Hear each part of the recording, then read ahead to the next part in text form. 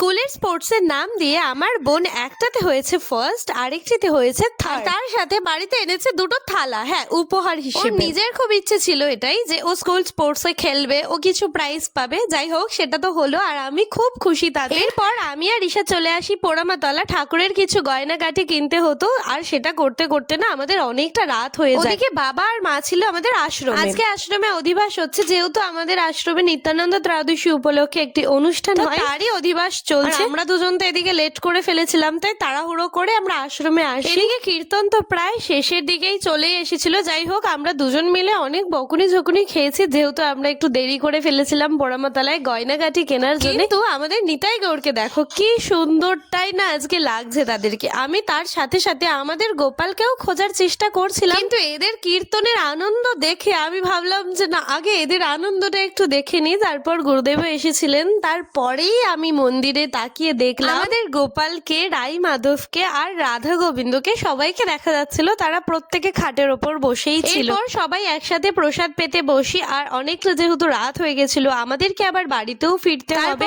সবকিছু সেরে উঠে তো আমরা দেখলাম অনেকটা রাত হয়ে গেছিল। আর আগামীকাল সকাল সকালে আমরা আবার এখানে আসতে চলেছি। তো দেখা হচ্ছে কালকে। জয় নিতাই।